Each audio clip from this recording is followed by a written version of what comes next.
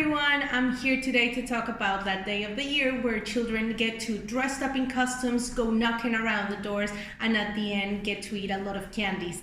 And I know you might be thinking, but this is not Halloween, it is not anywhere around October, but in Denmark, children are so lucky to have 2 of these days per year where they get to actually dress up in all their favorite costumes, whether if it's princesses or different superheroes, go knocking around the doors in stores and actually getting some candy for singing a couple of songs. So this is what I'm here today to talk about this celebration that is a little bit ahead in time, and that is called Fastelavn.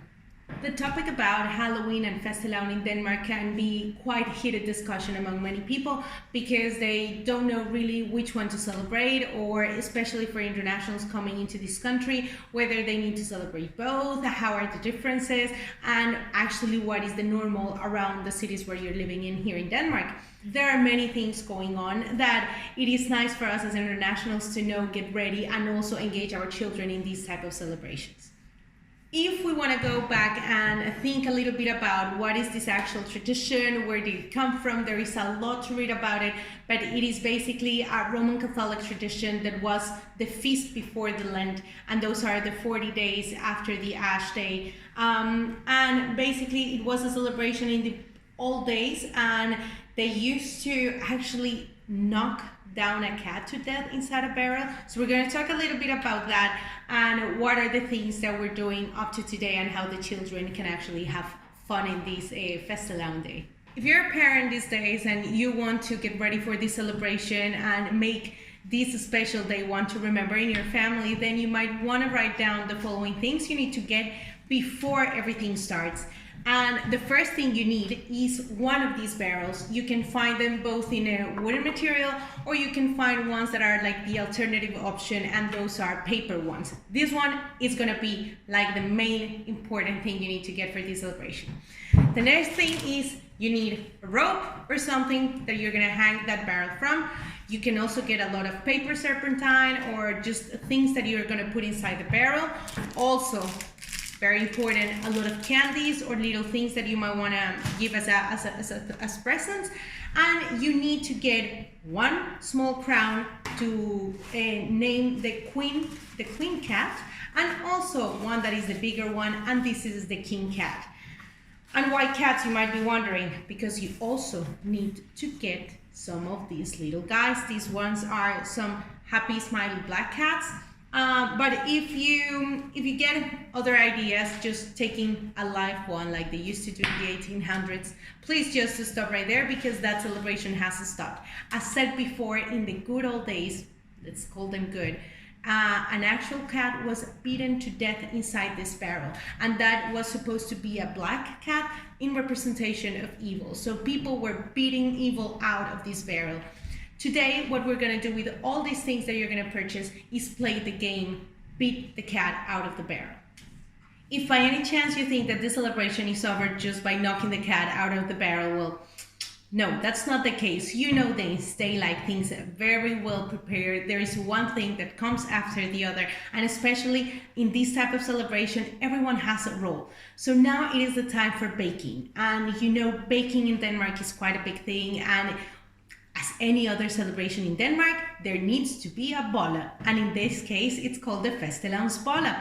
This piece of bread is not just any piece of bread as it happens in Denmark. It is a specific pastry designed for this particular time of the year, where children and families do it normally together. They put the bun, they fill it up with a lot of cream, top it with chocolate, and sprinkle with many other delicious things of the family preferences. Many people also buy them just in their bakeries or in their local shops and just enjoy a hyggelig atmosphere around this. Last but not least, and probably not my favorite part, because now you're gonna hear my absolutely not perfect Danish, but you might be wondering, what about the trick and treat? We were talking in the beginning about children going around, knocking the doors, being dressed up and everything. So when does that happen?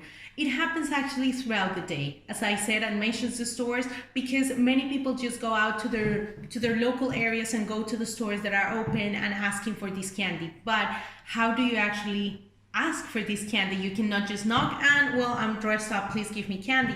There is a song, it's actually quite a funny song, and it resembles very much the trick and treat in Halloween.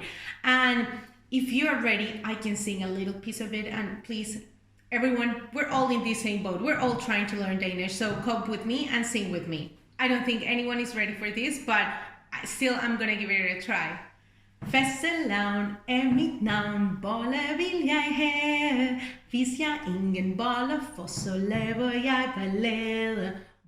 If you translate the actual song, it will be a trick or treat, and it's just kids are promising to be naughty if they are not given the candy. So this is how Danes are going to be celebrating a Fastelavn in the next couple of weeks. It happens on a Sunday, so be ready, don't be scared. It's only February, but children are going to get dressed up, and things are going to just look a little bit funny over these couple of days. Also, when you're wondering, if you enter your local supermarket and see all this amount of candies, and then you keep on wondering why if it's not Halloween. But if you're a little bit like me and you are a bit uneasy regarding the amount of sugar children should be eating or not, then I think these are special occasions in time of the year that you can teach them a little bit about responsible consumption. It took me a lot of time in order to accept and also be involved in these traditions, both such as Halloween, but Fastelavn or the Fastelavn, which is the candy eaten on Fridays, and we will talk about that in another video. But I think it's just a matter of teaching them of how to regulate their consumption. There are many techniques and many of recommendations done by parents online, so just take a look what it works for you. But I think if you are doubting about participating or not, I would strongly recommend you to be active and embrace these sort of traditions that mean so much in the Danish culture, and then these where you'll be just going up in that adaptation curve that you'll be enjoying at the end of time. If you like this type of videos, please just comment or send me a message, because it will mean a lot to me to know if I should continue sharing with you all these little things that we do in Denmark, how it is to be raising a multicultural family in this country, what are the challenges when we have so many languages that are just bombarding us on the everyday. But for the time being, I'm just going to say goodbye. We're going to enjoy some Fastelavn boller, we're going to sing some songs, and I think kids are going to get dressed up as we enjoy all these things that I have prepared for today. Ciao!